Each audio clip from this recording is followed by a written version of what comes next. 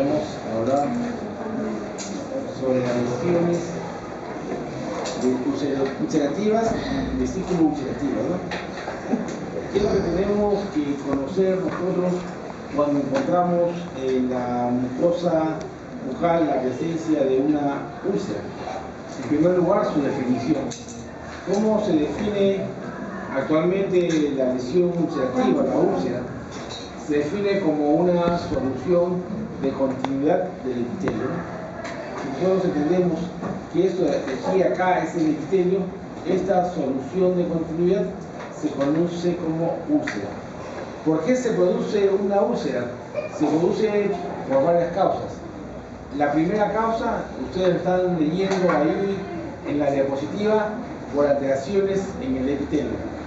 Hay alteraciones aquí en el epitelio, que puede ser por una injuria física o puede deberse a una injuria química. Por ejemplo, las lesiones ulcerativas que se producen cuando uno es muy, ¿cómo lo podemos explicar? Hace un lavado de boca muy exigente, o un cepillo dental que tiene N meses de uso. Podemos nosotros lesionarnos el epitelio de la gingiva y provocar unas úlceras que son úlceras superficiales. Eso es por injuria física, o algunos que pueden ser como reacciones adversas a las soluciones o a los componentes que utilizamos como elementos de la crema dental. Se producen por injuria química. Pero también se producen por alteraciones del tejido conectivo.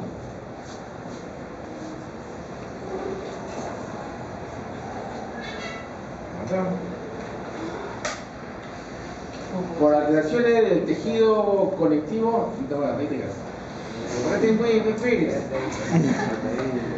se puede deber a la presencia de neoplasias, que pueden ser benignas, que pueden ser malignas, o se pueden deber a infecciones granulomatosas.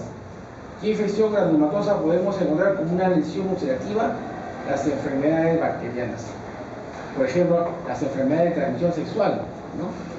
El chancro, el lupus, ¿no? O esta enfermedad que cabalga en nuestro medio, que se ha vuelto luego multiresistente, que es la tuberculosis.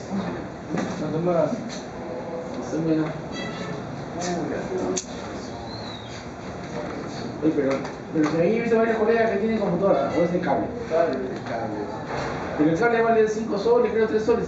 Ah, una colecta, un punto de ayudar señor delegado hacia el siguiente examen. Y ya tienen ya el cable. Un punto a promedio final del examen ya. Compren un cable.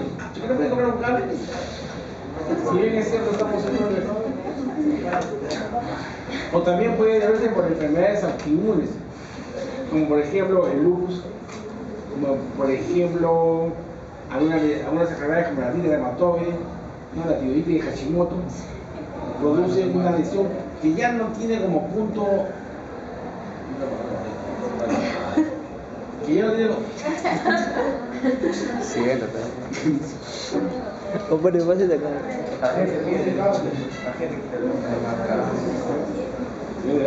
O por el base de ahí. Usted tiene la próxima semana el de esto y tiene 2 puntos.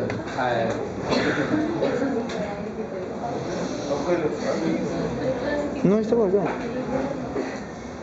Vamos a cambiar un preso más temprano. Espere. Ya no tiene como punto de partida el epitelio, sino comienza debajo del epitelio, comienza el tejido conectivo. Sí. El medio hilito. Está bien. Escucha la voz.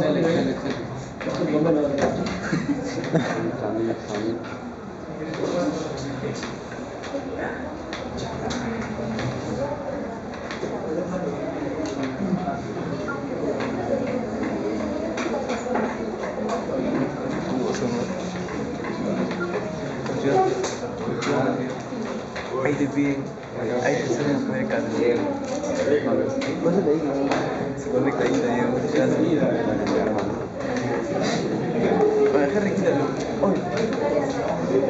Turquía también, ¿no?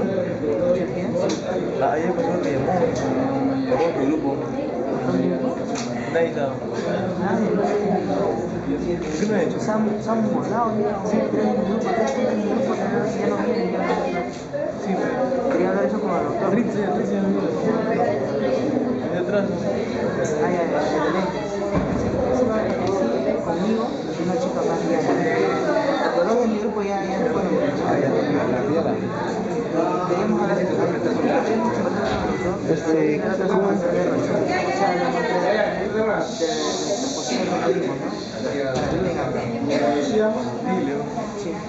Como decíamos, puede ser por injuria física o química del epitelio.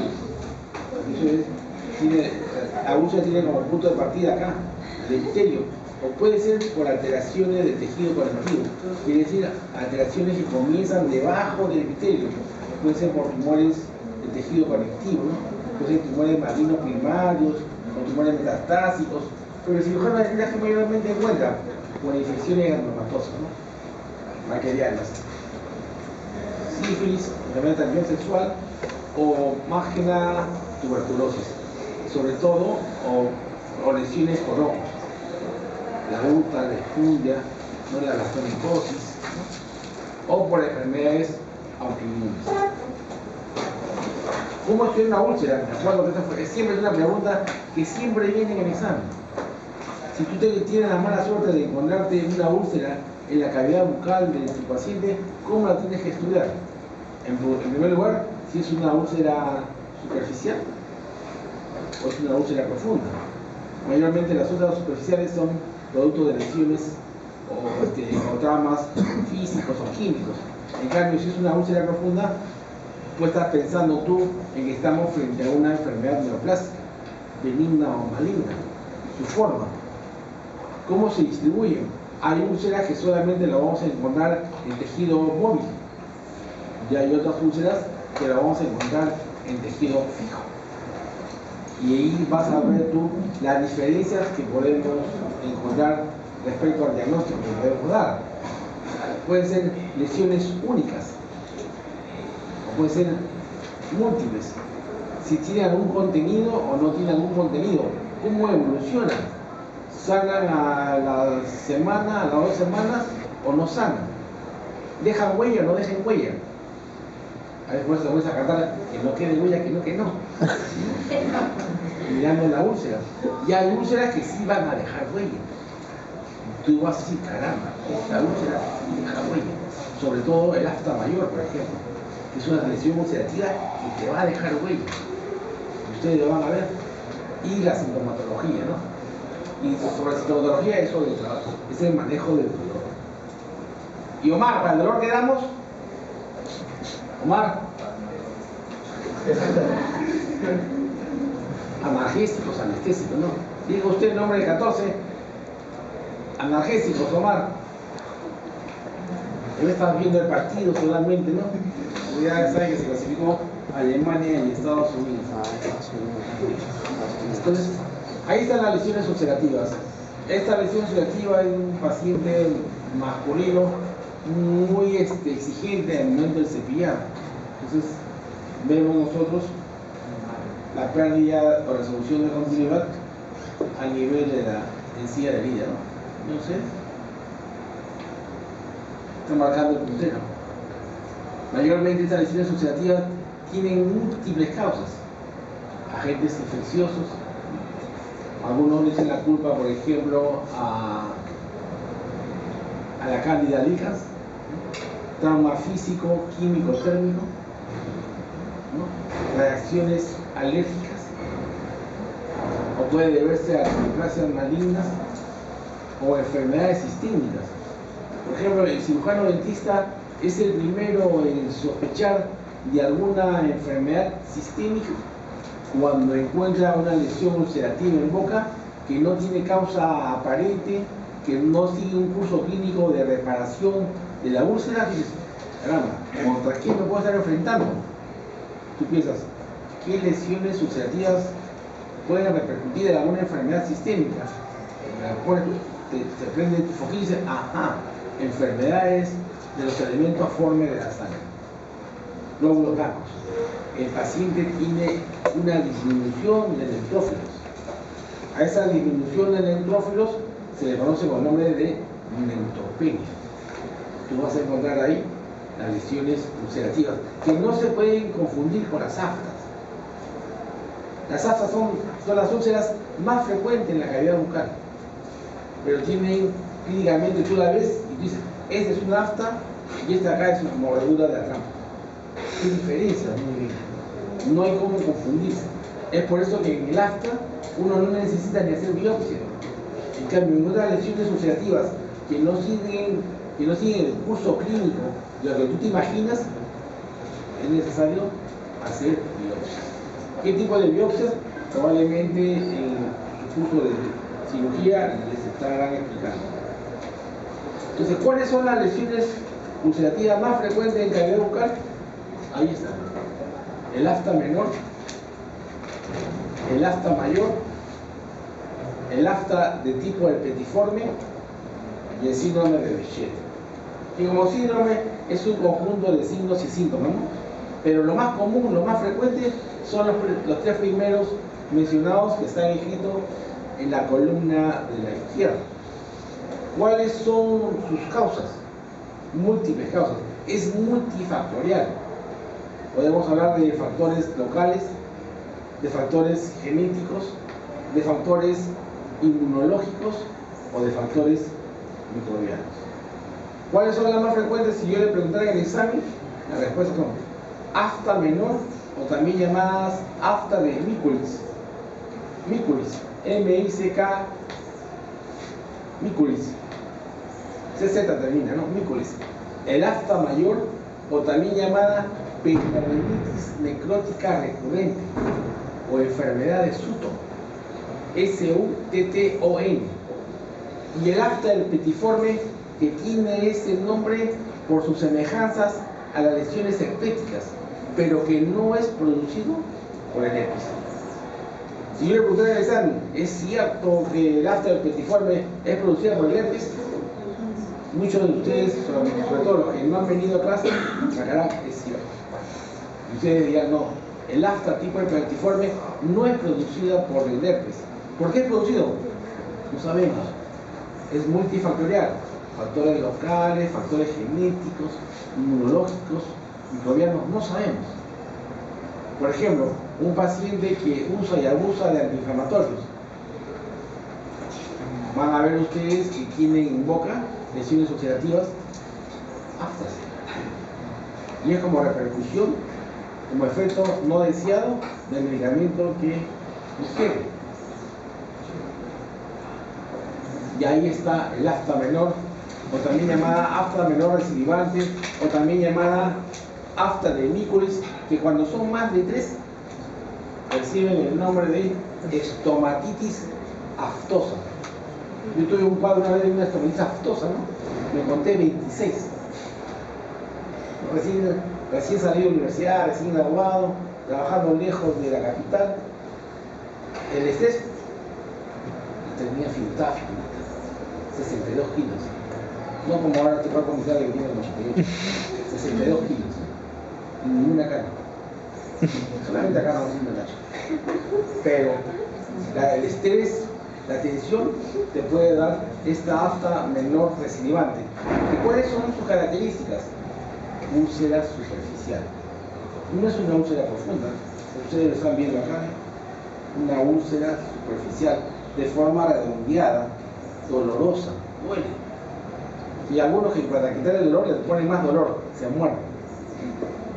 Ahora han aparecido hasta ahí cursos, congresos, ¿no? De la aplicación del láser para la curación más rápida del afta. Lo que hace es que te quita el dolor. ¿Cuál es su característica clínica? Este halo eritematoso.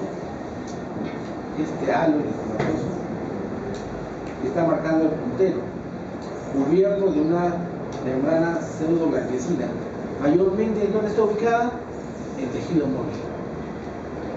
Compromete la encía, compromete la encía papilar, la encía de herida, la encía marginal, ¿no? Tejido móvil.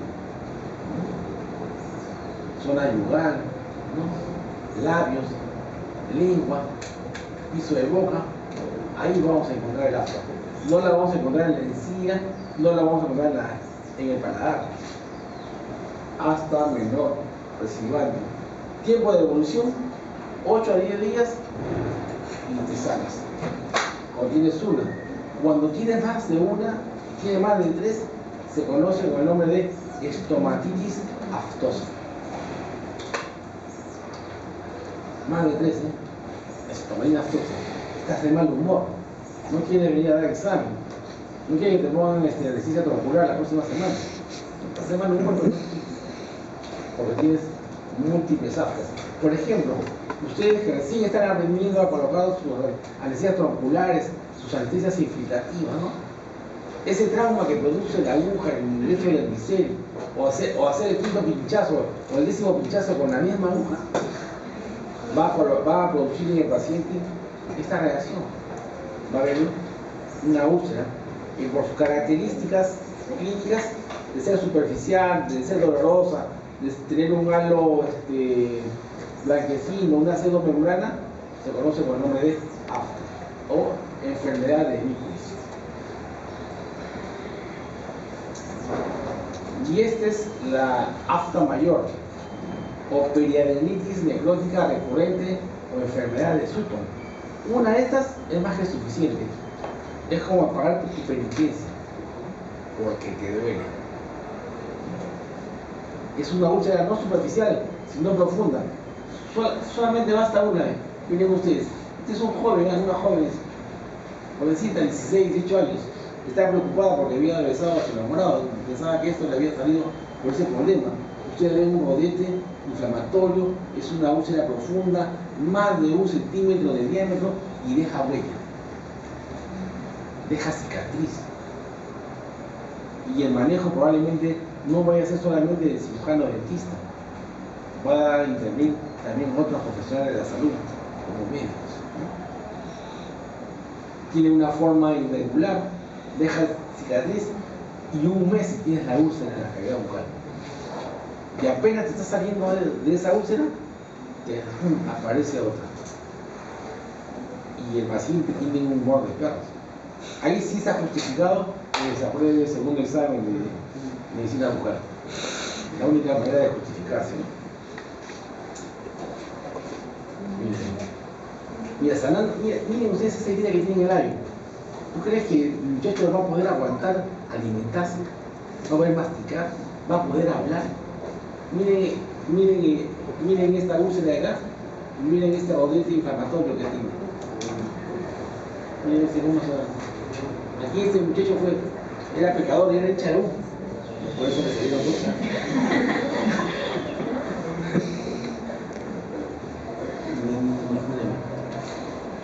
¿Y cuál va a ser tu responsabilidad? ¿Cómo lo vas a tratar? ¿Te voy a hacer blanqueamiento? ¿Te voy a hacer tu curación? No, el paciente va a ir por ese dolor insoportable. Probablemente tú digas analgésico, ¿qué? 30 días vamos a tener analgésicos. Cuando en odontología, aparte de las 72 o 96 horas, ya no es necesario, mayormente lo que hacen en odontología general. La aplicación de anestésicos tópicos podría ser una de las soluciones, ¿no? Pero siempre la interconsulta con su médico, tratando de averiguar qué es lo que tiene su condición sistémica que hace que aparezca esta lesión ulcerativa, la llamada enfermedad de Sutton.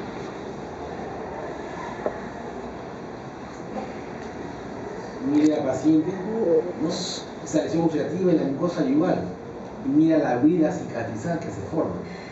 Por eso cuando se le pregunta al examen, ¿y qué úlcera o qué afta deja huella? El afta mayor. Te puedes acordar que no quede huella, que no, pero queda huella.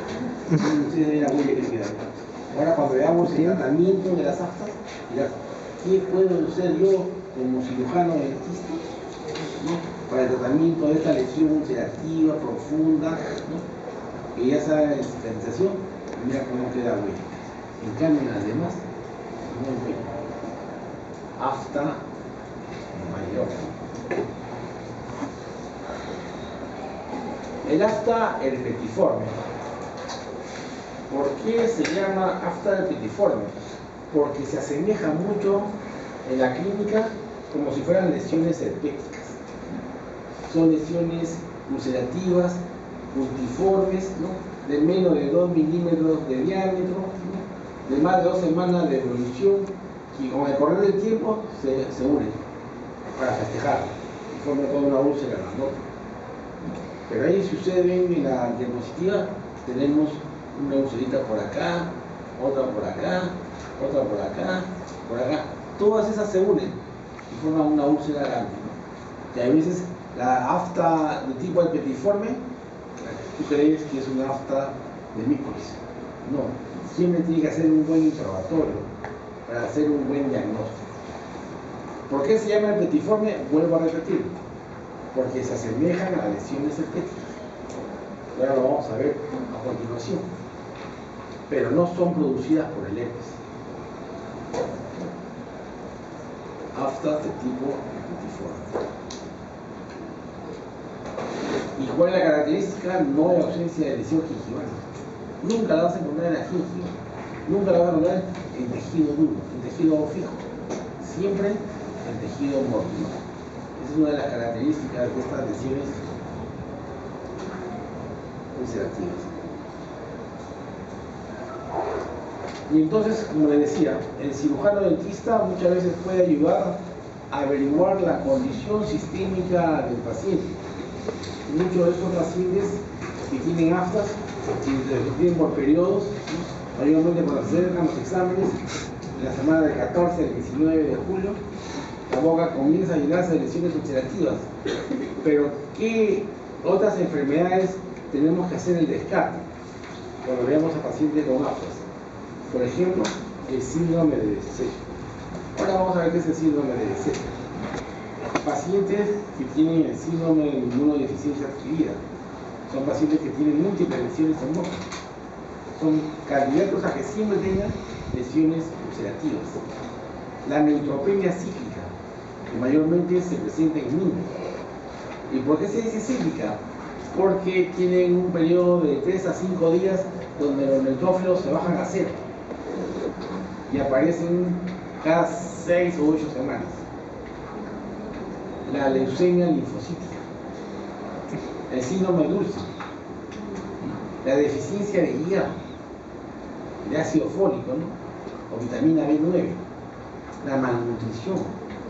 Si tú te enfrentas a atender a un paciente con desnutrición, probablemente vas a encontrar lesiones ulcerativas muy semejantes a las aftas, ¿no?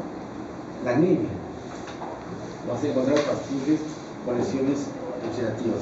Y cada vez que veas una lesión ulcerativa dices, es un afta, hasta que no se pruebe lo contrario. ¿Qué puede ser? Ayudas a hacer un diagnóstico sistémico. Puede tener malnutrición, puede tener anemia, puede tener deficiencia de hierro, puede tener neutropenia cíclica o puede tener el síndrome de Behçet. ¿Y el síndrome de Behçet qué cosa viene a hacer? Bueno, viene a ser un conjunto de sí. ¿Qué pasa, Jorge? Jorge. No, Jorge. ¿En general?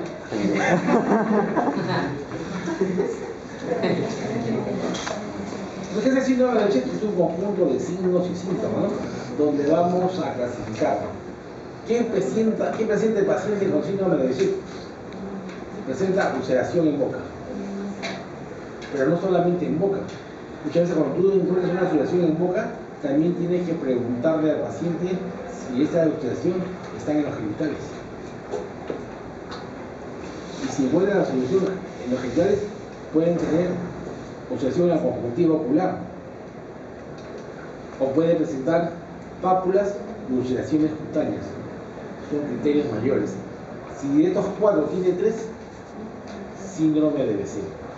Pero si de estos 4 tienen 2, pero tienen criterios menores, como por ejemplo alteración gastrointestinal, o tiene una alteración cardiovascular, o sufre de artritis, o tiene antecedentes que alguien en su paciente, en su familia, tiene síndrome de Behçet o Behçet, nosotros podemos decirle que este paciente también tiene el síndrome de Behçet.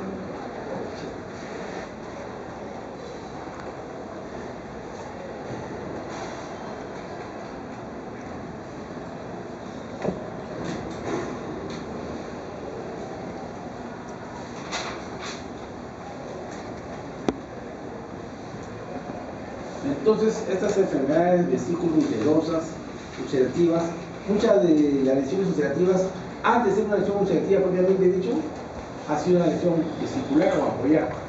Quiere decir que ha sido una lesión primaria que ha tenido un contenido en su interior, que de acuerdo a su tamaño puede ser ampollar o puede ser vesicular. Y eso es lo que vamos a ver hoy día.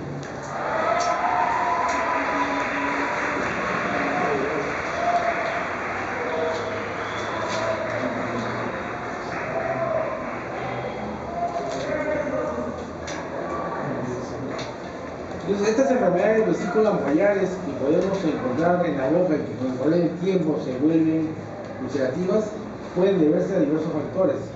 Pueden deberse a virus, sobre todo el virus del HSV, el virus de herpes simple, pueden ser inmunológicas, ¿no? O puede ser por condición genética.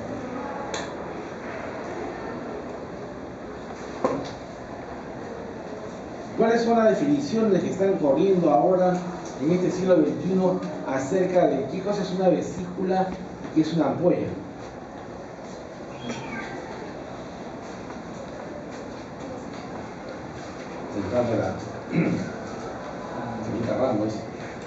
Y siempre nos han dicho que la vesícula, una ampolla, es una cavidad que contiene un fluido ubicada al interior o debajo del epitelio. Esa es la definición. Pero ¿quién nos ha dicho la microscopía electrónica? Se puede definir como un defecto estructural del aparato dermofiliar epitelial cuando está afectando la piel. Y cuando está afectando a mucosas se puede definir como un defecto estructural del sobrevimiento de cohesión entre células epiteliales. ¿Cuáles son los elementos de cohesión? Los dermosomas y los semidermosomas. ¿Se acuerdan cuando enseñaron en histología y en biología? ¿Imaginaban esas palabritas? Eso es lo que viene a ser una vesícula y una ampolla. Pero clínicamente, para nosotros, ¿qué cosa viene a ser una vesícula y una ampolla? Una cavidad que contiene un fluido ubicada al interior o por debajo del epitelio, que es una lesión primaria. Y que su diferencia, ¿cuál va a ser? El tamaño. Yo recuerdo que te digo, Yolito, el tamaño importa, ¿verdad? Yo sé que sí, ¿no? El tamaño importa. Para ver si es una vesícula o es una ampolla. ¿Cómo se clasifican las vesículas en relación a las enfermedades o lesiones que puede encontrarse el cirujano dentista? Por ejemplo, tenemos vesículas subcorneales, quiere decir debajo del estrato córneo de la piel.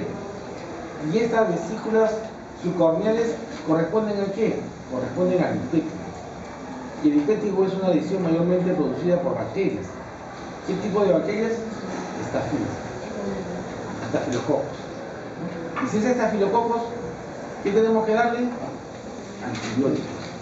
¿Y cuál es el antibiótico de lesión para estafilococos? Penicilinas. ¿Qué tipo de penicilinas? Penicilinas resistentes a la penicilinasa, que tiene en su interior, en su anillo beta-alpénico, 2 cloros. ¿Cuál sería la respuesta?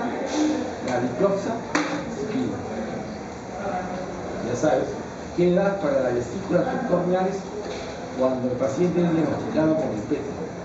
Pero hay otras lesiones, por ejemplo, provocadas por el herpes, por el virus del herpes simple, el que nosotros siempre vamos a encontrar con nuestros pacientes, que tenemos miedo de tocarlo, que no se debe tocar cuando está en la etapa inicial, ¿no? Para evitar que se esparza las lesiones vesiculares. Son las vesículas intraepiteliales. Quiere decir, característica de la familia del virus del herpes simple es que las vesículas que forman son vesículas que están al interior del epitelio. Tenemos otras vesículas ya dadas por trastornos inmunológicos, ¿no? Como el pérfido vulgar. Estas vesículas se caracterizan porque están debajo de la capa basal del epitelio. Por encima. Por eso se dice que son suprabasales. Y la que nos interesa a nosotros es la segunda y la cuarta. Vesículas intraepiteliales, porque siempre vamos a ver pacientes con herpes, porque el virus del herpes es un virus que se ha perpetuado en la especie humana, siempre lo vamos a tener Siempre están ahí. Los que no han sufrido o los que no sufren de herpes labial es porque no han tenido No, sí, la sí. primera infección. Ese año pasó, ¿te acuerdas? Para anatomía, para patología. Pasan desapercibidos. Vesículas interepiteliales, pregunta examen, herpes simple. Y vesículas subepiteliales por el epifigoide mucoso benigno. Lesión que antiguamente afectaba mayormente a mujeres. Y como estaba afectada a la gingiva, lo conocían con el nombre de gingivosis. Y después, con el correr de los años, le cambiaron al nombre de gingivitis descamativa. Ahora que ustedes están llevando periodoncia, a lo mejor están explicando sobre las enfermedades que afectan a la gingiva, la gingivitis o la periodontitis. Y dentro de la gingivitis estaba el epifigoide mucoso benigno. Después fue retirado de ahí y pasado a las enfermedades vesiculares, ¿no? Y ahí ven un ejemplo, que es una vesícula subcorneal en el petio, una vesícula suprabasal, como es el petio, una vesícula intraepitelial, que es el herpes simple. Pregunta fija, examen. Es la pregunta número 17 para la fila D. Pues no podemos preguntar otra cosa, pues. A no ser que le pregunte, diga usted qué dice el libro 1 versus el libro 15 respecto a la vesícula del herpes que está en el sílabus. Otra vesícula suprabasal y esta es una vesícula subepitelial, ¿no? Esta de la vesícula. Este es el epitelio, vesícula subepitelial, vesícula suprabasal que está por encima de la capa basal del epitelio. Son las características que nosotros podemos encontrar tanto en la mucosa como en la piel.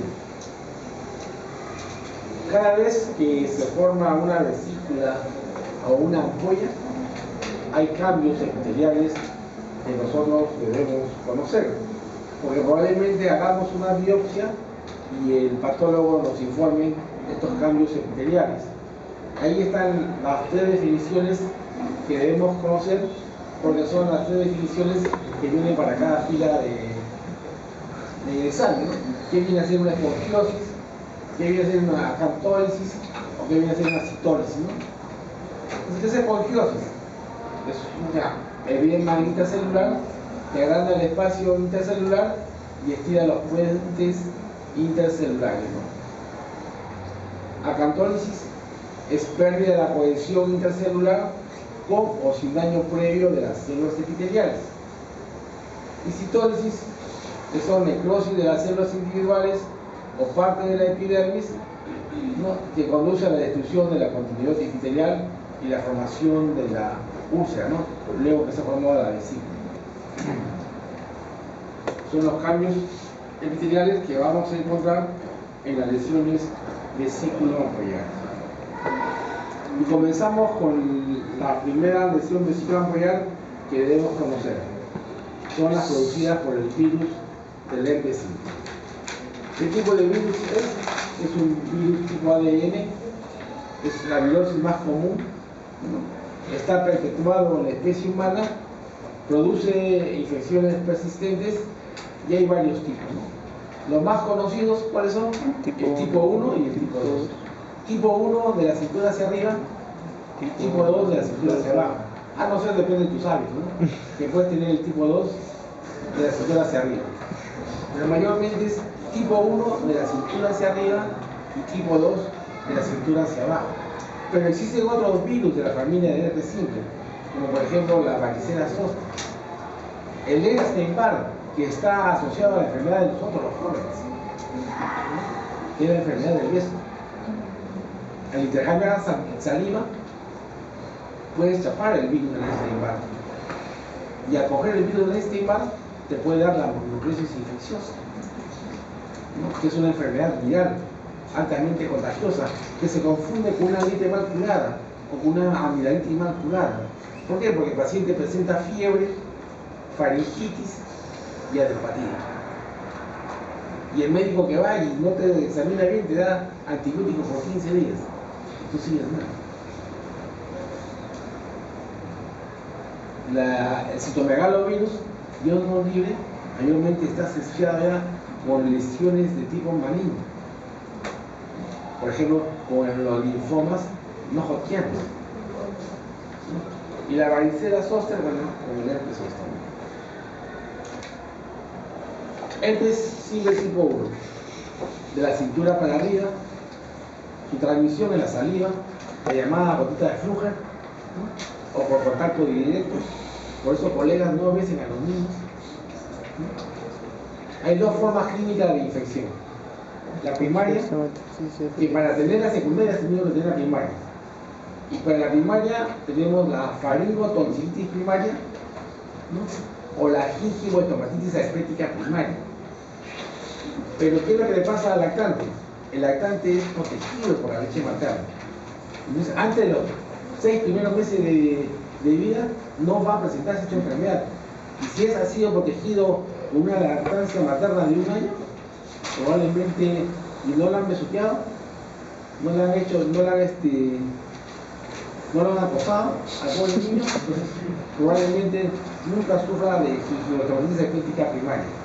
Pero muchos de nosotros hemos tenido esta gingivoestomatitis aspética primaria o esta faringotonsilitis primaria estando chiquillos, ¿no? De 1 año, 2 años, y no nos acordamos, o nuestros padres o nuestros abuelos no nos han dicho. Y por ahí resulta que hoy estás jalando en medicina y sale el herpes labial recurrente. Para que te salga el herpes labial recurrente, primero has tenido que tener una gingivoestomatitis aspética primaria. O para que tengas el herpes intraoral recurrente, primero has tenido que tener una gingivoestomatitis aspética primaria. ¿Por qué? Porque cuando te entra el virus del herpes, va a descansar en los núcleos nerviosos. Ahí descansa. Hay un estrés, por ahí dicen, oye, no vas a probar medicina. Se activa el virus, como tiene célula blanco, se va a fatigar el epitelio. Y sale la vesícula y después se ulcera.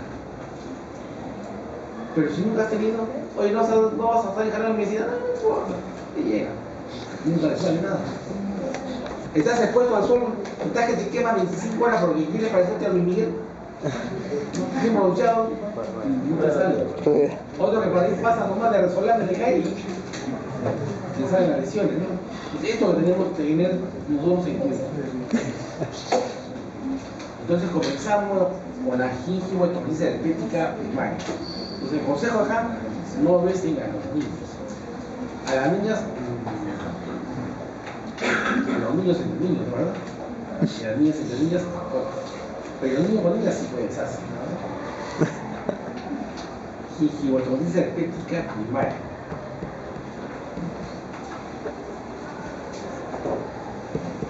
En primer lugar, el paciente no ha tenido exposición previa al virus del herpes simple.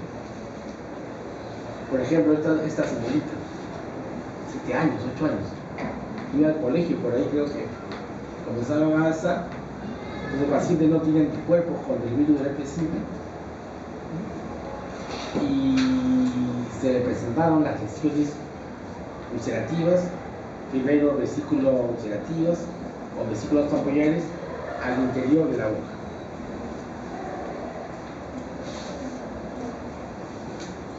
Y comenzaron las lesiones. Tiene un periodo de incubación de 3 a 7 días. Y quiero que presente al paciente fiebre, irritabilidad, dolor de cabeza, aumento de los ganglios linfáticos regionales, malestar general. Todo eso mayormente está asociado antes de que aparezcan las lesiones orales. Y las lesiones orales vemos que no solamente el tejido móvil está comprometido, también está comprometido el tejido gingival. A diferencia de las lesiones producidas por las llamadas aftas. Aquí, por ejemplo, en la gingivoestomatitis no solamente está el tejido móvil, también está el tejido gingival. Ahí ven ustedes aumento de volumen en la gingiva papilar y adherida. El paciente acude a tu consulta, tiene en la boca, tú no sabes qué hacer, ¿no? Y ahora le daste las ciclinas cuando es una infección viral. Tú tienes que ser paciente, no perder la calma, tomar abundante líquidos, recetarle algún anestésico o analgésico en vía tópica, un anestésico en vía tópica y sobre todo hidratar al paciente, porque son pacientes que no van a querer alimentarse. Yo cuando estuve trabajando con conejitos, trabajaba en la Fuerza Armada, un chiquillo de 14 años le dio esta afectación, ¿no? Pero era un gordito, pesaba como 80 kilos, y en 14 días bajó 14 kilos. El hombre feliz, feliz que le pase cada rato, dice. Ahí van ustedes las lesiones, ¿no? El agitio, el aumento del volumen, la densidad papilar y adherida de la parte superior e inferior, ¿no? Pero estos son los niños. Alexis. Dile al niño que lacte, pues. A ver, dale su biberón. El niño se levanta y te pega. O una vez nos gente le decía, yo qué hacemos. Yo tiene 2 dientecitos para hacer mi pubotomía y hacer mis coronitas de acetato. Y el resto, ¿qué es eso? Leche. ¿Qué hacemos? Pues ahí probablemente tenemos que darle su alimentación por vía parenteral. Y la pregunta, ¿y cómo alimentamos a ese niño? Porque estamos en el jardín. Y tú le vas diciendo, no, yo solamente es este huequito, no me se lo digo. En todas las lesiones que encontramos en la lengua, en la lengua, en los labios, ¿no? En el paladar, ¿cómo vamos a hacer? Probablemente el manejo de este niño es un manejo hospitalizado. Porque los niños se descomponen así, rápidamente.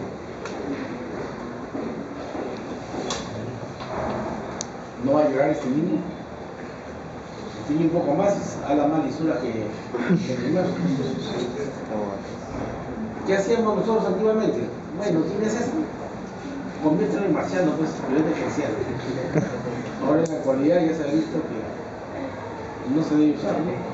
Pero cuando el paciente no ve la lesión y el profesional tampoco no lo ve, están contentos, porque no sabe cómo va, ¿no? Porque has tapado la lesión, están contentos los dos. Ni el paciente ni el doctor se preocupan. Pero lo aconsejable es no utilizar violeta esencial. Ahí están. Estas son fotos antiguas, son fotos del año 93, 94. ¿Qué vemos en la histología? Una vesícula intraepitelial, como ustedes están viendo, y un abundante colectivo infectado de células inflamatorias que está señalando el Twitter, ¿no? Una vesícula intraepitelial, la que marca el puntero, y un colectivo infectado de células inflamatorias. Eso es lo que se observa histológicamente. Aquí viene nuestro esquema del tratamiento de la vieja, ¿no? La gingivotransmititis encefálica primaria. Dieta blanda. Y si el paciente no puede comer, un control de fluidos por vía parenteral, abundante de líquidos, anestésicos tópicos. A ver, diga yo, Benito, anestésicos tópicos de familia esta, unos 5.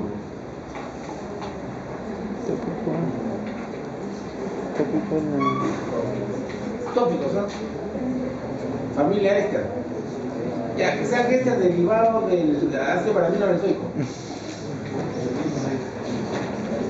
Tópicos. Bueno, que conocen, ¿cuál es el que conocen? La pomadita que quieres traer para la próxima clase. Con sabor a tutti frutti. ¿Benzocaína? ¿A qué porcentaje, doctor? 20%. No, 20%. ¿Qué crees, Yurito? 20%. ¿Cómo te vacila contigo? ¿No? ¿Qué repito como Lorito? ¿No? Al 20%, ¿no? Benzocaína al 20%, limecaína gel al 5%. Dar analgésicos y antipiréticos. Omar, ya, analgésicos, antipiréticos, antibióticos también, ¿no? Darle a este paciente antivirales no es aconsejable. No es aconsejable dar antivirales a este paciente. Y eso es lo que mayormente tiene cuando dicen que estás desarrollado en semiología, ¿no? El herpes labial recurrente. No, lo que pasa es que tomé mucho sol, ¿no? No he tomado mucho alcohol. Una noche de acuerdo. Al día siguiente tiene las lesiones vesículo-ulcerativas en la piel del labio y en el pembejeo. Para que te salga esto, vuelvo a repetir, ya tienes que ser portador del virus de herpes simple. Lo que tenemos la suerte de que el virus no está en mi cuerpo, no tengo yo lesiones de herpes labial recurrente. Y hay una variedad de intervalos, ¿no? Hay algunos que se presentan como si fuera su periodo, una vez. Hay otros cada 6 meses, cada 8 meses, ¿no?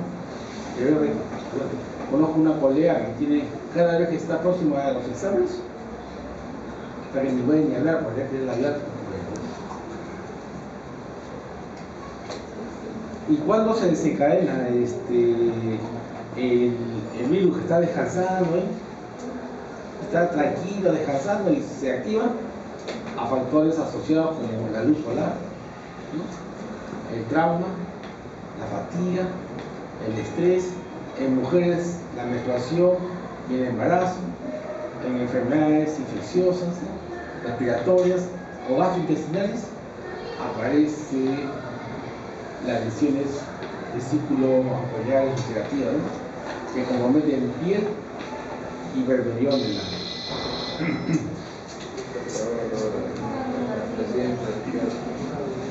No, que él tiene su además son 6, son 6. Pero el herpes no solamente lo podemos encontrar, en la piel ni en el bermellón, también lo podemos encontrar en la cavidad bucal. Como por ejemplo esta lesión de acá, ¿no?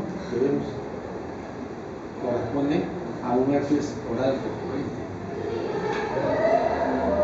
Herpes oral recurrente. Hay muchos que creen que para hacer una curación colocan, como decía en la práctica mía, ¿no? Todo el cartucho de anestesia en el paladar, ¿no?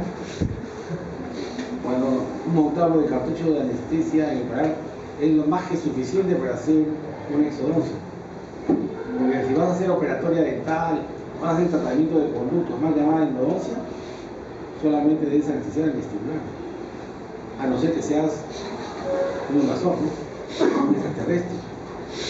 Para hacerte un tratamiento de conductos o un tallado de dientes, ¿no? Quieres hacer fija, quieres hacer una corona, una incrustación, tienes que poner anestesia para ti, ¿no? Solamente a los humanos no. Los humanos solamente la anestesia por vestibular, porque así es la anatomía. Tenemos que cortar la inervación mediante el bloqueo de los nervios alveolares, sean anteriores, medios o posteriores. Ahí está, por ejemplo, el herpes oral recurrente. Bueno, ¿qué nos dice? Que el virus de herpes simple viaja por los axones, llega al epitelio y afecta al estrato espinoso, y ahí aparece la vesícula. Aquí están fotos antiguísimas, ¿no? Antiguísimas del herpes oral. Herpes, ¿no? Herpes oral. Herpes.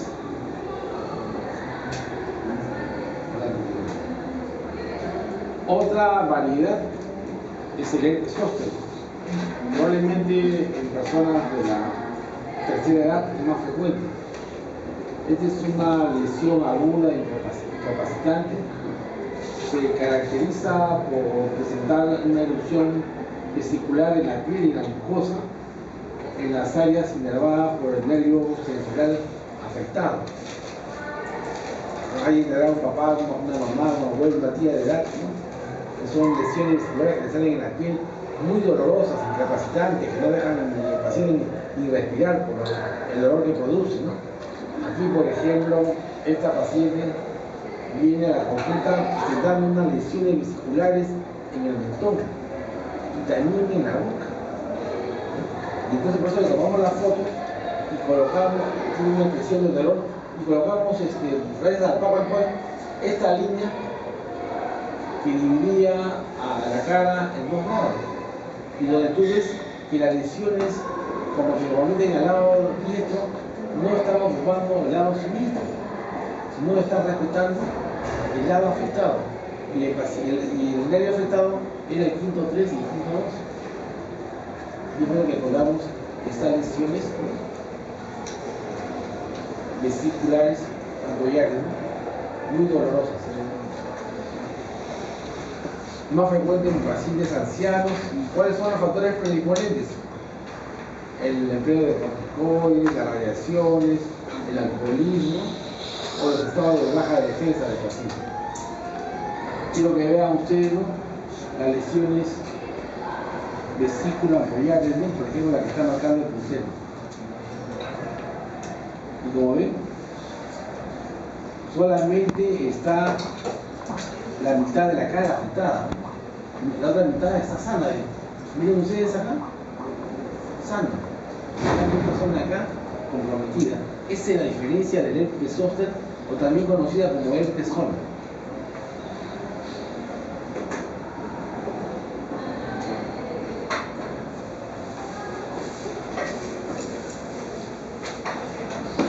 También acá igualito.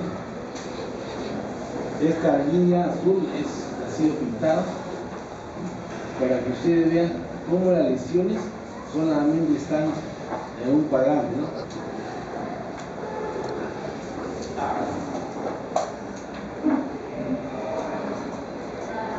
¿Cuáles son sus características? Fiebre, malestar, dolor, ¿no? Y con la aparición de las lesiones puede presentarse dientes sensibles, ¿no?, dolor de oído, dolor de cabeza, ¿no? Y lo importante, y que es pregunta de examen, es: las lesiones no cruzan la línea media. Esa es la pregunta de examen. Esa es la característica del herpes zóster.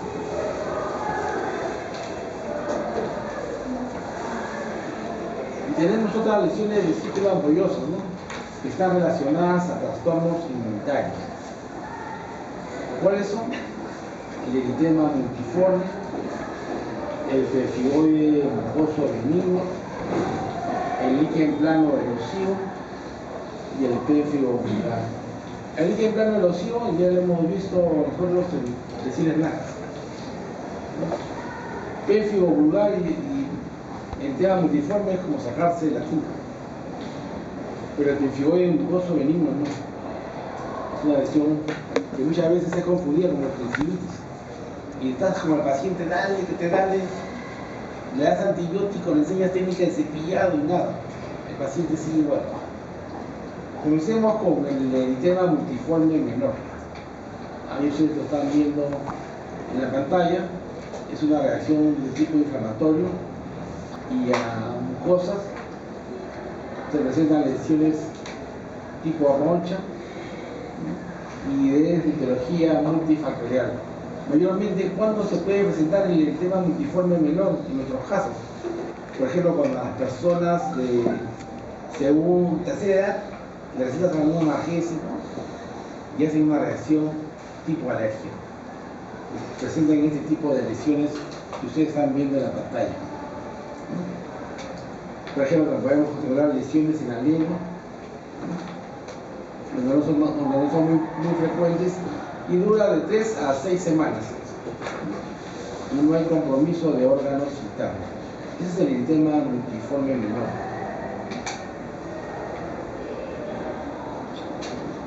Cuadros hemorrágicos también podemos ver. Este paciente fue un paciente que fue a hacerse una exodoncia y le recetaron Apronax. Y a los 3-4 días vino así. Es una reacción alérgica, ¿no?, menor. La reacción alérgica. El tema multiforme mayor se caracteriza porque el paciente cursa con rinitis, dolor de garganta, vómitos, y hay lesiones vesículo-ulcerosas y ampollares en piel y en mucosa, ¿no? Pero no solamente en la boca, lo podemos encontrar en la conjuntiva ocular, en el tubo digestivo, sobre todo en la parte final, ¿no? Llamado ano, y en los genitales, ¿no?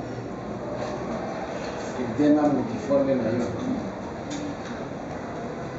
Así podemos encontrar la lengua, la conjuntiva y la piel, ¿no?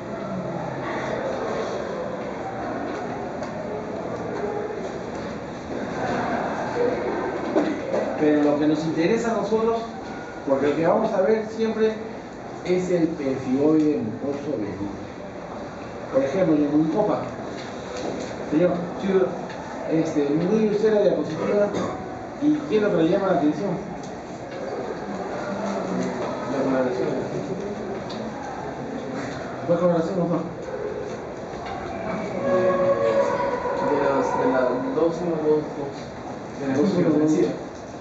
¿no? El conocimiento. Claro, se ha descamado el epitelio. El pemphigoide mucoso benigno es antiguamente llamada gingivitis descamativa.